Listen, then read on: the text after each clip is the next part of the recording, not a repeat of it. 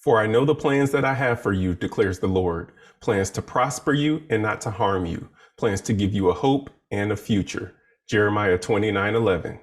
You are tuned in to the Greatest Asset Community Podcast. I'm your host, Frederick Middlebrooks, and in this episode, we are going to be talking about timing.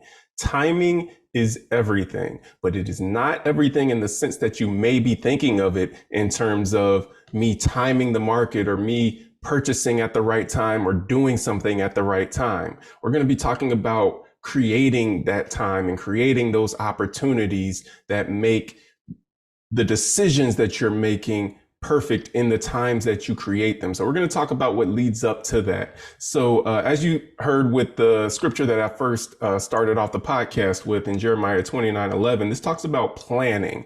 And that's what we are going to dig deep into in this episode, because that is the crux of creating those opportune moments and those times that we can act upon to be able to do what it is we want to do, purchase what it is that we want to purchase in the way that we want to be able to acquire those things. And so with that, God has plans for you.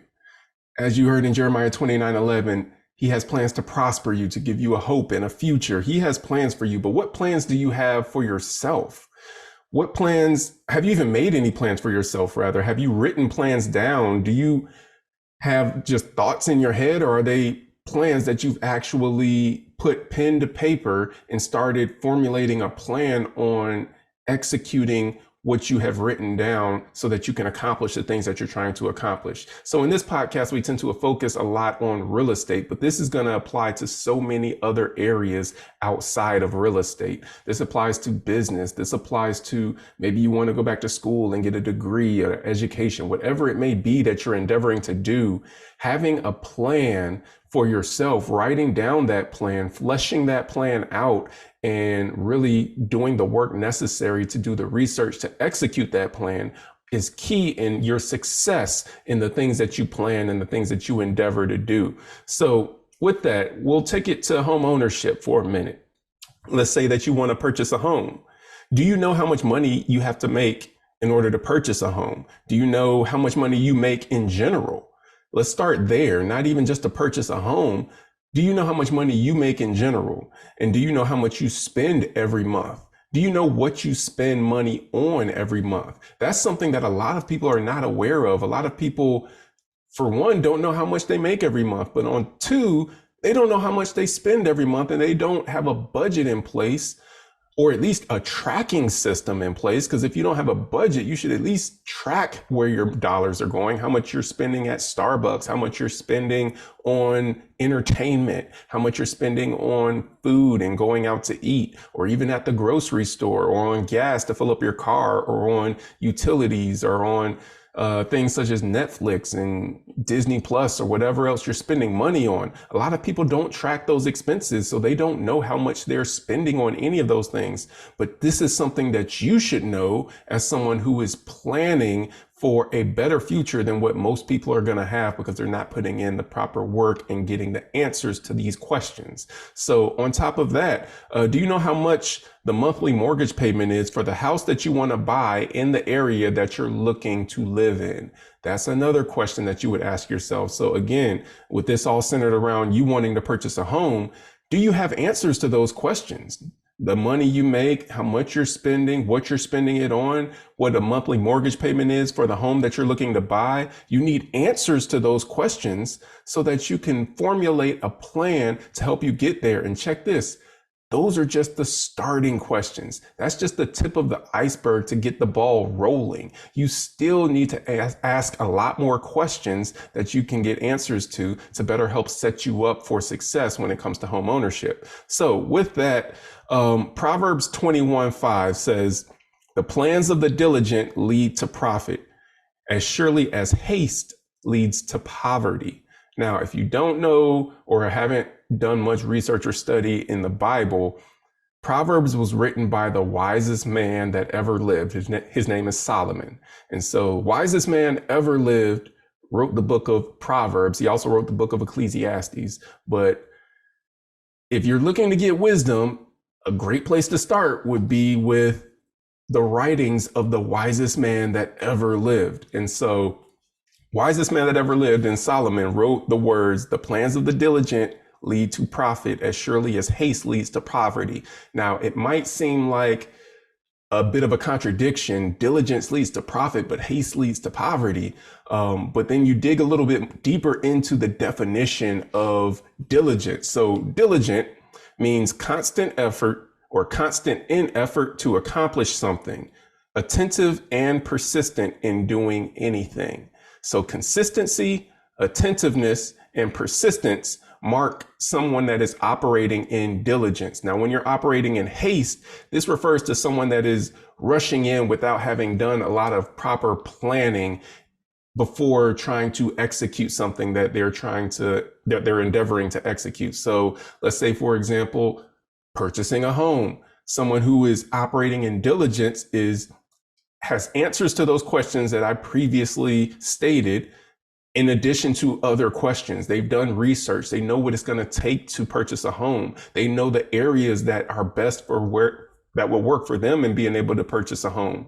And they've done the necessary work to make sure that they are prepared to be able to take on a mortgage payment and everything else that comes with the responsibilities of owning a home, looking at the maintenance and the upkeep, all the things that go beyond the mortgage payment that also are responsibilities for the homeowner, paying those taxes and insurance and everything like that. So again, this is someone who's operating in diligence, but someone who's operating in haste is someone that decides, you know what, I want to purchase a home. I'm going to go and get qualified for a mortgage. And then maybe they make enough to qualify for a mortgage. So they find a house that they like and they jump into it and they say, this is the house that I want to get. Well, that is a quick way that will lead you to buyer's remorse. If you want to avoid a lot of that buyer's remorse that many buyers who are operating in haste have after they purchase a home, then you need to operate in diligence. And the way you do that is by formulating a plan and then executing the plan so that you can be able to purchase that home without having that buyer's remorse. You don't want to operate in haste because a lot of mistakes tend to get made by people who are operating in haste. And many of these mistakes are things that could have been easily avoided if they had just been operating more diligently. A lot of the mistakes that I've seen, for example, I've seen mistakes where individuals have purchased homes and later ended up having HVAC systems or issues that went out. They ended up having roof leaks. They ended up having something else with the home that was wrong. And then come to find out, they skimped on getting a home inspection, having a home inspector go through that home and look at the property and make sure that everything was good with that property before they moved in. Maybe they moved into an area and then they realized that, you know what, this is not really an area that I like or that I feel comfortable living in. Maybe it's an area that's become more commercialized and they didn't do that research or didn't talk to an agent who did that research for them to let them know, hey, you know what, they've got plans in the next 5 years to build a trucking center or to build a warehouse center nearby, which is going to have a lot of 18-wheelers coming through your neighborhood because they've got to get to this warehouse where they're picking up and delivering goods. Doing that diligent work beforehand can help avoid a lot of that pain and heartache that you might have, that buyer's remorse that you might have if you don't do that and you just rush into, oh, this home is at a great price, I want to buy it. Or, you know what, I make enough money to qualify for this home, this is what I want. So again, you can avoid a lot of that buyer's remorse, heartache, and pain by being more diligent in the things that you are endeavoring to do. And you don't have to scour the internet searching for all the right answers to these questions that I'm posing. You can reach out to a good loan officer. That's a good place that you can start in terms of reaching out to a loan officer before you're ready to purchase a home. So a lot of people, when they get ready to purchase a home, they reach out to a loan officer and they say, okay, I'm ready to purchase a home, run my credit, look at my income and debt, see what I qualify for. However, we're talking about planning here. Talk to a loan officer before you're actually ready to purchase that home, because by doing it before or in advance, that loan officer can help you build that plan so that you are ready for success when it is time for you to purchase a home. Maybe you don't know how much money it's going to take for you to purchase that home. Maybe you don't know what debt to income ratio is. Maybe you don't know what else is involved with owning that home and what the average cost of maintenance and upkeep is for a home. That's something that a loan officer can help you build that plan for. Maybe you don't know what it takes to improve your credit, because credit is a big part of your interest rate and you purchasing a home, and what you qualify for when it comes to purchasing a home. So a loan officer can help give you that guidance to build that credit and give you that guidance for, this is how much money you need to save for that down payment and closing cost. A lot of people just come to the table and think, you know what, I'm gonna ask the seller for everything. And that works great if the seller is willing to give you everything, but most sellers aren't willing to give you everything.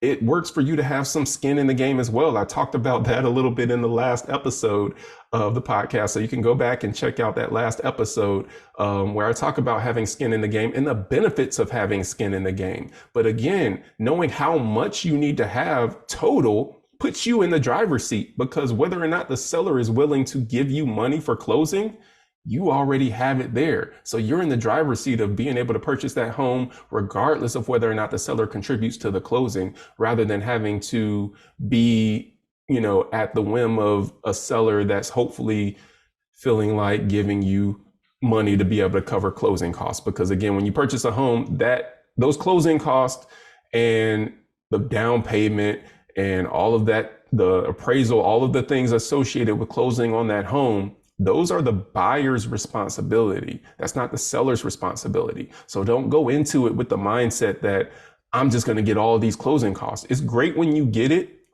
but plan to already have it for yourself. And that way, when you do get it, it's icing on the cake. And now you have savings that you have already saved up, planning to spend for a home, but didn't have to spend it on the home. And that's the better way to approach it when it comes to purchasing that home and everything like that. So you want to have answers to some of these questions and get a better understanding and a better grasp on your budget and the expenses and the things that you need to have and save for when it comes to being able to purchase a home, because that's going to help really ensure that you have the success that you're looking for. So when it comes to a good time to purchase, if you've kind of gotten the hint that I've been throwing out there, or you're picking up what I'm putting down, so to speak, it's not based on the economy.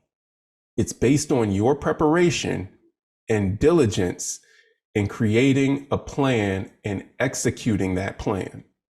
So some of the greatest fortunes that have been made for many of the individuals who are very wealthy in this country were not made when the economy was great and everything was going good for everybody. They were made in economic downturns when things were going bad, but they were made by individuals who were diligent in planning and preparing for those times when they could take advantage of those times when everything was going wrong and everything was bad in the economy, and they could turn it into an opportune moment to create enormous wealth. They could turn it into an opportunity that would allow them to rise above where so many other people were sinking when it came to the economy. Because if you're depending on the economy to dictate your time, it will dictate it across the board. When things are looking good, things are going good for you. But when the economy turns down, your life goes down with the economy. However, if you operate outside of that economic time frame and those economic waves of the roller coaster, then you operate in a different level where a lot of wealthy individuals are operating, a lot of prosperous individuals are operating, where they are creating the times and those opportunities that they can take advantage of and turn them into wealth, turn them into opportunities that other people are not able to take advantage of. Again, it has nothing to do with the timing of the economy and everything like that, but it has everything to do with preparing yourself for being able to take advantage of an opportunity regardless of what's going on in the economy. I'll bring one idea, or actually one example that just came to mind, is with the Great Recession in 2008. If you were an individual who prior to 2008 was planning to purchase a home, you were doing the right things, being diligent in saving money, doing the research, knowing what it took to be able to purchase a home and save up the money for down payment and closing costs. And then 2008 happens, where now all the home prices drop tremendously.